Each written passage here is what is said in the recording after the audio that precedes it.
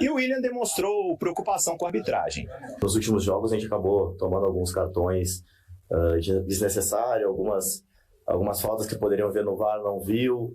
Então, cara, para mim, acho que é até um pedido à CBF que coloque um árbitro que realmente consiga conduzir um jogo difícil lá, porque a gente não quer ser prejudicado, assim como a gente não quer ser beneficiado. Então, a gente só quer que eles façam um trabalho justo e que o principal seja o espetáculo e não o árbitro. O Cruzeiro ficou conhecendo hoje o dono do apito pro duelo diante da equipe do Vasco. Ele já apitou 2 partidas do Cruzeiro nesta Série A do Campeonato Brasileiro. É o Rodrigo Pereira, ele é de Pernambuco. Ele apitou Cruzeiro, São Paulo 1, Cruzeiro 1, o jogo que foi no Morumbis, aquela partida até... Ele teve ali um probleminha com o Matheus Pereira, né? Foi meio irônico, foi uma postura até muito deselegante do árbitro da partida, mas depois ele apitou e apitou bem a vitória do Cruzeiro sobre o Palmeiras. Ele é aquele árbitro que o Abel Ferreira tinha elogiado uma vez, e isso viralizou, né? E ele é o dono do apito, então ainda não saiu a escala completa para a gente ficar de olho em quem será o árbitro de vídeo, hein? Mas o apito então está definido. Rodrigo Pereira é o dono do apito. A definição foi hoje por parte da CBF. Rodrigo José Pereira de Lima, que é de Pernambuco, como falou hoje o William, né, na entrevista na Toca, que passe aí sem chamar a atenção, é o que todo mundo quer, né?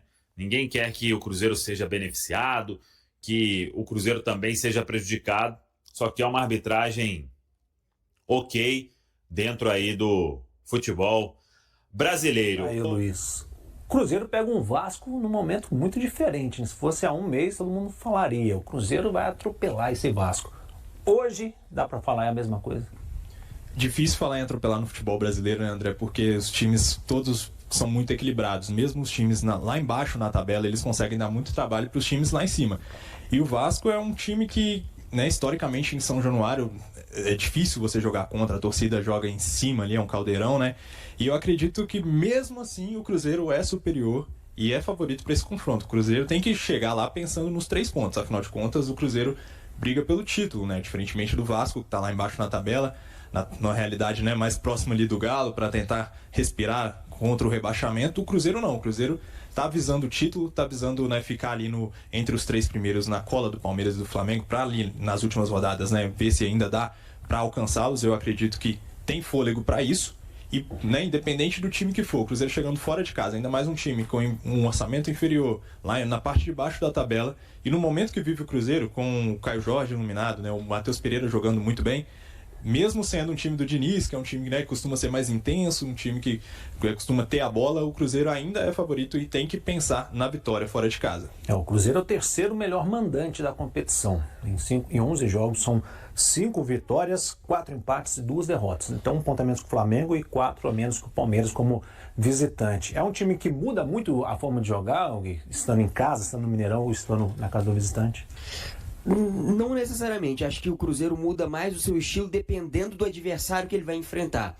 Contra Flamengo e Palmeiras, por exemplo, o Cruzeiro cedeu mais a bola a esses adversários, assim como foi contra o Botafogo, propriamente dito. Contra o Bragantino, não. Era um adversário que tinha menos qualidade e o Cruzeiro teve mais a bola.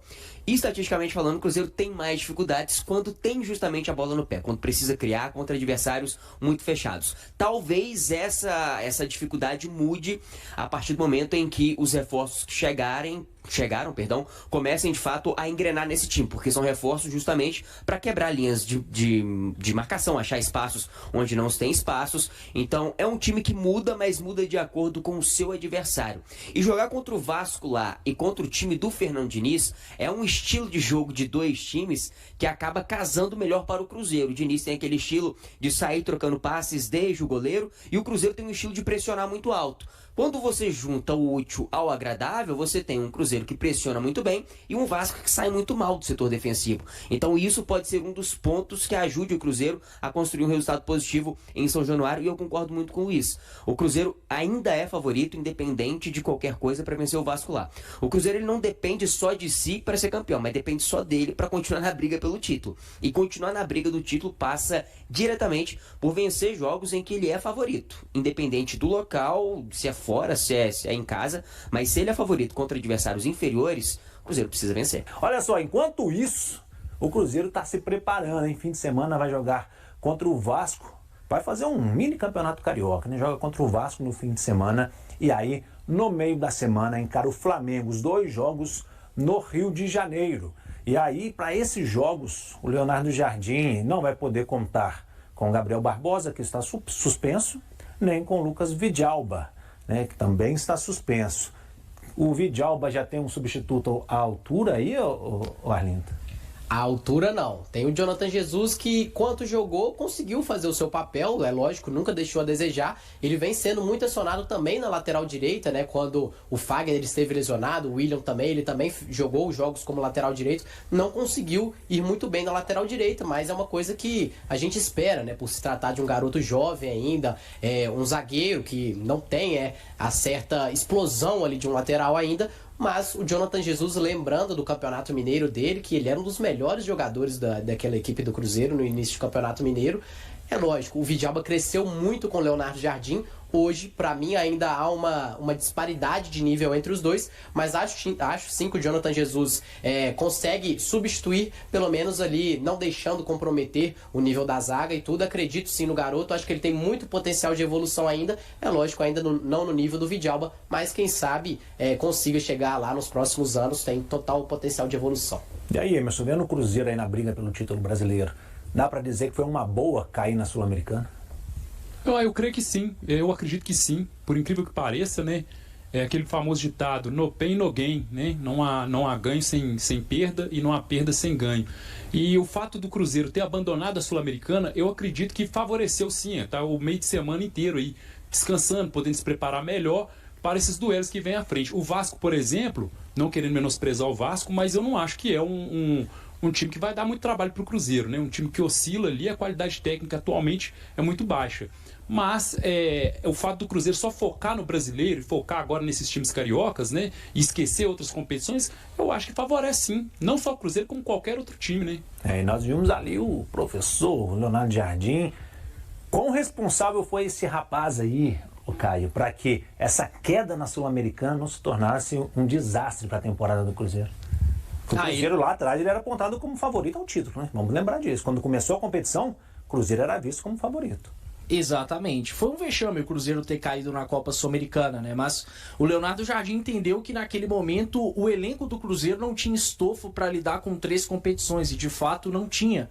E aí com isso ele conseguiu mais tempo para encaixar sua ideia de jogo, para também mudar o ambiente do Cruzeiro que precisava ser mudado. E a prova de que foi algo positivo tá aí, né? Um Cruzeiro que briga pelo título brasileiro, briga também pelo título da Copa do Brasil. Tem um bom cenário aí contra o Vasco, né? Vasco que joga hoje contra o Bahia, vai estar um pouco mais desgastado. O Cruzeiro pode muito bem aproveitar isso e aí chegar, quem sabe, mais motivado para a final antecipada contra o Flamengo. E aí, o Cláudio Carvalho, do Jardim São José, mandou uma polêmica aqui, uma pergunta. Não seria interessante o Cruzeiro construir o seu estádio? Assim a base, as cabulosas e o profissional teriam onde jogar. Precisa de estádio o Cruzeiro, Arlindo? Esse é um debate que a gente costuma ver com certa frequência e muito mais por causa da Arena MRV também. Agora o outro clube aí de Belo Horizonte ter o seu estádio próprio também, o Atlético rival do Cruzeiro. Então eu não acredito que deve ser o foco principal do Cruzeiro ter o seu estádio próprio, não. Até mesmo o Pedrinho já disse que o Mineirão é a casa do Cruzeiro, o Mineirão já é identificado com o torcedor do Cruzeiro. Acho que o Cruzeiro já tem muita história no Mineirão. Eu acredito que sim, deve haver uma negociação com a Minas Arena para que o Cruzeiro também seja um pouco mais beneficiado nesses jogos. Afinal, o acordo ainda é muito caro, né, e tudo, mas acredito que não é uma necessidade principal esse estádio, não. É lógico, seria uma boa coisa para desenvolver a base, também as cabulosas, como o nosso telespectador aí disse, mas acredito que o caminho seja, na realidade, tentar um acordo melhor aí com o Mineirão para que beneficie os dois lados, né? Já que o Cruzeiro já tem muita história, muita tradição e já tá ligado, vamos se dizer assim, ao Mineirão, viu, André? Eu assistindo as cabulosas pelo Campeonato Brasileiro da Independência, né? Fazendo o que o América não fez, enchendo as arquibancadas. Pensei, será que o Pedrinho não compra essa Independência da América não, Caio? Acho o movimento difícil, seria bastante arrojado, né? Mas fato é que o futebol feminino do Cruzeiro já merece uma casa maior, né? Eu acho que a Arena Gregorão, que é onde as meninas costumam jogar, já tá ficando um espaço pequeno. Agora, pensando especificamente num estádio novo pro Cruzeiro, né? Aí, claro, com mais estrutura, não vejo tanta necessidade. O Cruzeiro casa muito com o Mineirão, o torcedor se sente à vontade, então não creio que isso hoje tá nos planos do Pedrinho, não. Caberia mais um estádio em Belo Horizonte, Emerson? Eu creio que não é prioridade do Cruzeiro no momento, né? Igual o Caio falou aqui também, o Cruzeiro ele se sente muito à vontade no Mineirão. Então, assim, atualmente eu acho que o Cruzeiro deve se preocupar com outras coisas. Estádio vem no futuro, se aparecer uma proposta bacana aí, né? Vai lá e abraça a proposta, não deixa escapar, mas a princípio eu acho que o Mineirão ainda serve de casa. Minha opinião, tá? Independência do América, Arena MRV do Atlético, tem tudo para que o Mineirão seja a casa do Cruzeiro, tá? Tem tudo. É o estádio dos mineiros, claro, mas cada um tendo o seu, para que construir outro? Para que já tem um Mineirão lá tão histórico, tão importante para o futebol? Não faz sentido não, tá? Isso aí é igual aquele camarada que vai morar na casa da tia, a tia resolve mudar, fala, vai, fica no apartamento.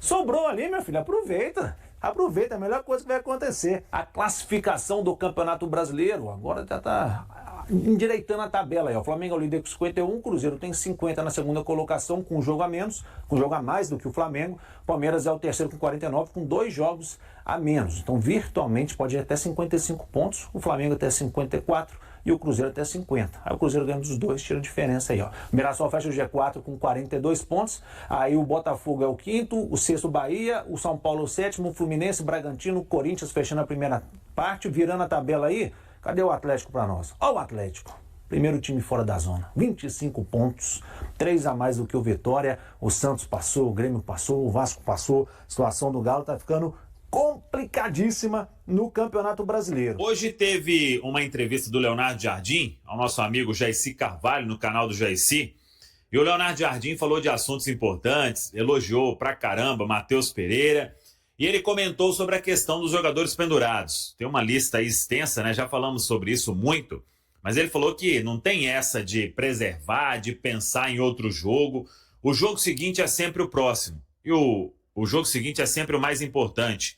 E o mais importante, o jogo seguinte, é o contra o Vasco. Então, o Cruzeiro vai sempre entrar com o que tem de melhor. Claro que se tiver que tomar o terceiro cartão amarelo, vai acabar levando, mas não tem que pensar nisso. Então, palavras importantes do Mister Leonardo Jardim nesta entrevista ao nosso amigo Jaicy Carvalho. Quem quiser acompanhar depois pode acessar lá o canal do Jaicy, aqui mesmo no YouTube, para acompanhar essa entrevista. O Cruzeiro fez o último treinamento hoje, amanhã à tarde tem a última atividade, depois o time segue para o Rio de Janeiro, e aí vamos aguardar em termos de lista dos relacionados. Mas hoje tivemos novidades no campo na Toca.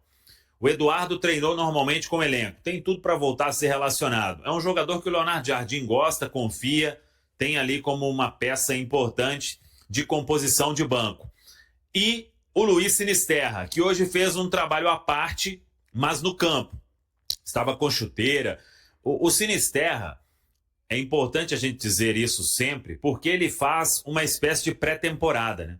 Ele estava ali retornando às atividades no clube inglês, mas a gente sabe que, como era um atleta que naquele momento não estava nos planos, né? Foi feito um planejamento ali dentro de uma outra realidade. E o Cruzeiro trouxe para cá para dar ao Sinisterra o que ele precisa. Então, ele já participou de 3 jogos aí. Fica a dúvida se ele vai para o Rio de Janeiro. Amanhã tem a definição. Acho que está mais provável de que ele retorne contra o Flamengo na outra quinta-feira, que aí terá um tempo maior para fazer mais treinos específicos, mas é sinal de que o jogador está bem, claro, ainda longe do que ele pode, mas estar no campo hoje, ir a campo, confesso que foi um bom sinal depois daquele susto que o Cruzeiro acabou divulgando de um estiramento muscular sofrido pelo atacante do Cruzeiro. Vamos acompanhar então esta última atividade, à tarde na Toca, e o Leonardo Jardim vai definir o time com Jonathan Jesus na zaga e o restante é o que vem atuando aí nos jogos do Cruzeiro. Com 4 triunfos consecutivos no Brasileirão, o Cruzeiro chegou a 19 rodadas seguidas dentro do G4, zona que assegura classificação direta para a fase de grupos da próxima Conmebol Libertadores, o grande objetivo do clube na competição. A equipe mineira não deixou o grupo dos 4 primeiros desde a 6ª rodada, quando derrotou o Vasco por 1-0 e assumiu a 4ª colocação. Coincidentemente, o time carioca será novamente o adversário neste sábado às 18h30 em São Januário, pela 25ª rodada. Desde então a Raposa permaneceu constantemente entre os líderes, chegando até a ocupar a ponta da tabela entre a 14ª e a 17ª rodadas. Atualmente, de acordo com projeção do Departamento de Matemática da UFMG, o Cruzeiro tem 99,8% de probabilidade de disputar a Libertadores, considerando inclusive a chance de classificação até o G8. No momento, os 6 primeiros garantem vaga no torneio continental, sendo 4 de forma direta na fase de grupos e 2 nas etapas preliminares. Esse número ainda pode aumentar, a depender dos campeões da Copa do Brasil, Libertadores e Sul-Americana. Desde o encontro com o Vasco no primeiro turno, o Cruzeiro conquistou 13 vitórias em 19 partidas, além de 4 empates e apenas 2 derrotas, diante de Ceará e Santos. Nesse período superou rivais diretos na briga pela Libertadores como Flamengo, Palmeiras, Botafogo, São Paulo, Bahia e Bragantino. E aí galera, o que acharam? Deixem suas opiniões nos comentários. Não se esqueçam de deixar o like, se inscrever no canal e ativar o sininho para receber as notificações. Até mais, Nação Celeste! Vamos pra frente!